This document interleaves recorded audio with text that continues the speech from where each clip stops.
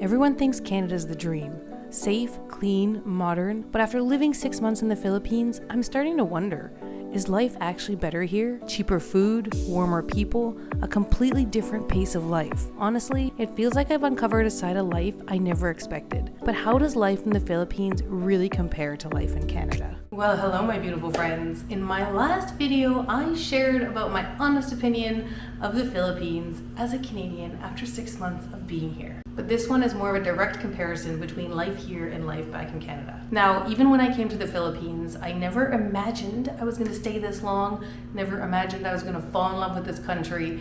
I came here with zero expectations. I thought I was going to spend a week, and it's now been over 6 months. The friendliness of the people in the Philippines is unparalleled. I have traveled to many countries in this world, all around Central and South America, many times in Africa, extensive amount of time in Africa. I love Africa. All across Europe, many places in Asia, and I've met beautiful and friendly people in every country I've visited in the world. But when it comes to the Filipino hospitality and friendliness, it is next level. I've said this in my last video, but sometimes I'm just walking past someone's house and someone starts talking to me, and 60 seconds later they're like, oh, we're having a fiesta, we're having a birthday party, come inside, come eat, come drink. And you go in and you're just part of the party and you're meeting everyone and they're so happy to have you and they just want you to have the best time with them and enjoy life. And it's amazing how often this happens. You're not gonna go a day in the Philippines without having a friend. If you want a friend, just go for a walk, you're gonna make 5 new friends. Back in Canada, yes, Canadians are friendly. I have some of the most amazing friends in Canada, and I'm grateful and miss them every day when I'm not there. But making friends in Canada is very different than making friends in the Philippines.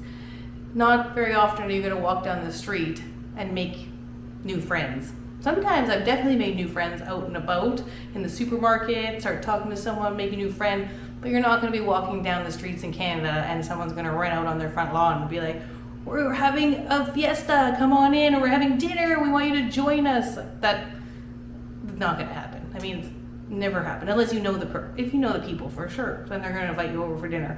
But they're not going to be running out on their front lawn telling you to come in and join this dinner they're having, and they want you to meet all their friends, and you immediately go in and get treated like you know everyone. No, in Canada, to make friends, you have to find your certain social circles. Canadians, we are known to be super friendly and welcoming and warm. It's just different because nothing really compares to the Filipino culture. And especially if you're living in a Canadian city, well, life is so much more fast-paced. Everyone is, busy in their lives, going to where they need to go, getting to the next meeting, doing the next thing. So to really meet people, you have to be in the same circumstance or situation as them or place as them, workplace maybe, we could say it like that. It's just different. But Canadians were very hospitable and welcoming and warm as well. Now here's a really hard one to compare because they're so different but so amazing. Like the nature and environment. I love the Philippines for the nature and the island feel because it's all islands and it just changes from place to place. There's so much to see and it's just waterfalls and ocean and it's your backyard and I love it. And there's mountains on these islands. Obviously not like the Canadian Rocky type of mountains because those mountains are next level. I love Canadian nature. Oh my gosh, the animals, all the national parks. I love going on road trips and you can see so much and camping and bonfires. I mean, you do that here as well, but the terrain and the nature are so completely different in each country. Canada definitely also has some of the most beautiful nature in the entire world. When I'm in the Philippines, I obviously miss Canada and miss nature and I miss the seasons because we have spring, summer, winter, fall. All right, now is the Philippines safer than Canada? That's also an interesting one because I feel very safe in the Philippines. Now I know there's areas in the Philippines that are known to be very dangerous and you have to have a lot more caution, but there's also places like that in Canada. I feel like in every country in the world I've been to, there's safe places and dangerous places, and you have to be mindful no matter where you are these days. That's just the way the world is working. In Canada right now, there is a very large opiate addiction problem, which definitely is causing things to be a little more difficult, especially in the cities where there's a lot of people on opiates and they're living, unfortunately, in the streets. I'm from a tiny town in Northwest Territories, Canada, and drugs up there is even a problem. I've known so many people that have passed away from overdoses on drugs, and it's very sad and it breaks my heart, and it's the reality of what's going on in that respect. And then with that comes drug-related crime. So sometimes that can be a bit scary. In the Philippines, obviously, they have a lot stricter drug rules and regulations, so you're not seeing it here. But from what I read in media, yeah, that's still a problem here as well. The cost of living in Canada is 2.5 to 3 times higher than in the Philippines.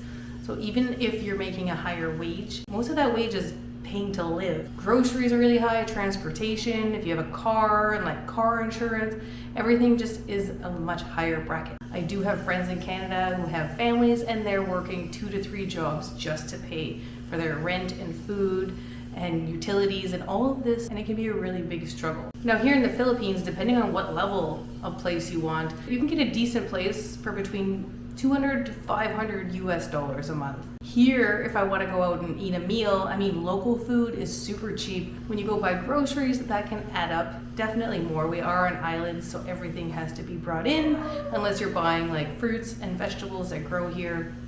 Everything will have to be brought in. However, you're going to get a lot of fresh stuff, and even the meat you buy is fresh and pretty much organic. You're not buying meat in supermarkets that are coming from big slaughterhouses. Potentially maybe in the cities at the supermarkets there, but if you're living on a small island like I am, all your meat is locally sourced and coming from happy little animals that have been running around and enjoying their life. I do love the street food culture here in the Philippines because you can go get street food virtually anywhere, or local Filipino food.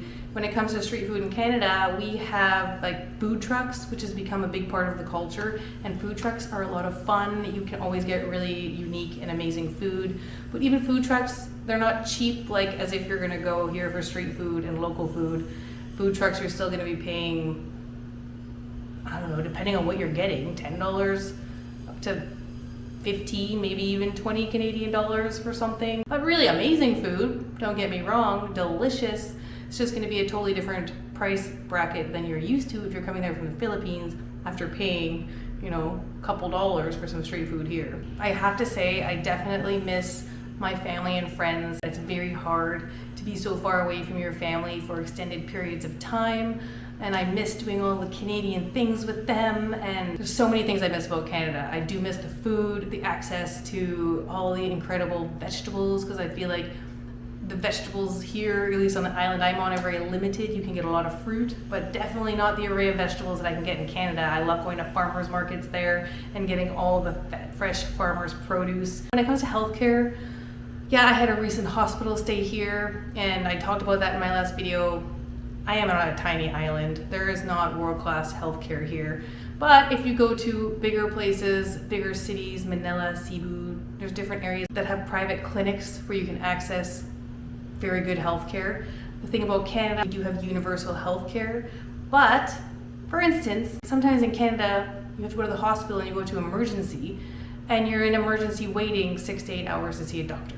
So that makes things difficult. We do have very clean facilities and top-notch equipment, but if you need to see a specialist for any reason, that can take 6 months to a year, depending on what specialist you need to see. When I was in Canada and I needed to see a dermatologist, I got a referral from the physician, and it took 6 months before I could see a dermatologist.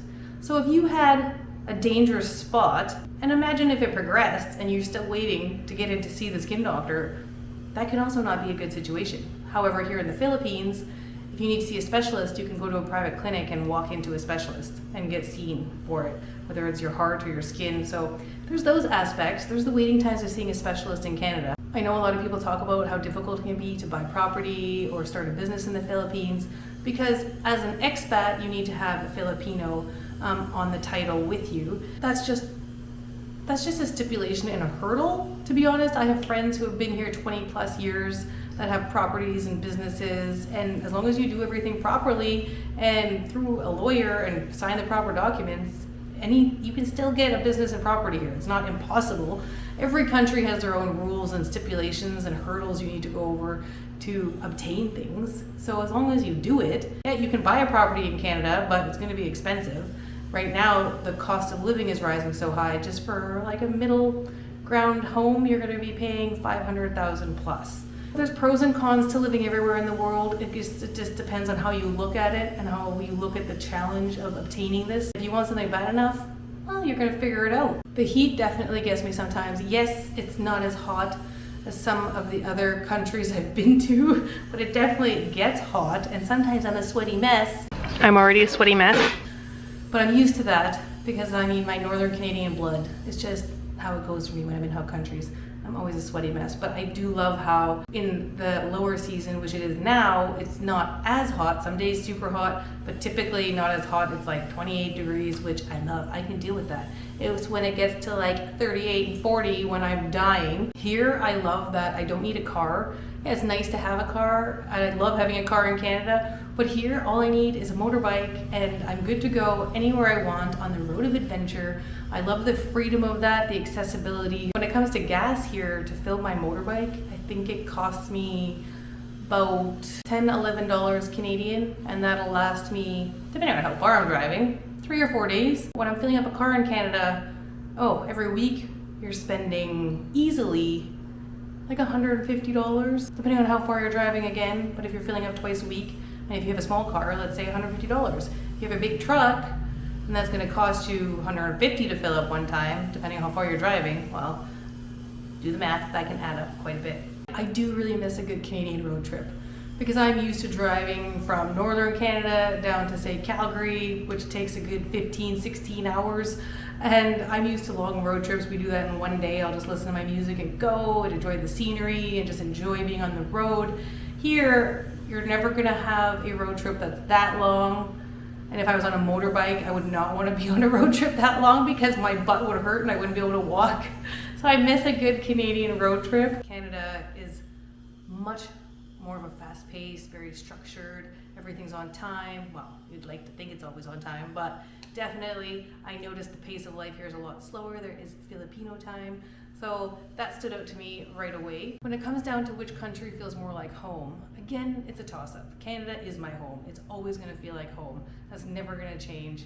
And I miss so many aspects about it. But when it comes to the Philippines, a higher quality of life just feels so much easier because you don't need a lot to have everything here because you have everything. You have fresh food, fresh fish, you have the ocean, you have nature. I mean, it's all there for you to take in. It's just, things are just naturally abundant here. People are so happy, so warm. The pace of life is so nice. Here, you don't have to be go, go, go and dedicating your life to work to live. Here you can work to have enough, to have a nice life, but then always have time for yourself and for being with others and, for just filling your cup. Whereas in Canada, it can feel a little more like you're always on the go. You don't necessarily have that time just to slow down, take in the moment of life. So, is life better here in the Philippines than in Canada? For me, the answer isn't simple, but I'll say this. The longer I stay, the harder it is to imagine leaving. I miss so many things about Canada. I love my home and the people there so much. It's definitely a toss-up. Let me know your thoughts in the comments below. Thank you for watching, and as we do, keep on loving life, my beautiful friends. I will see you in the next video.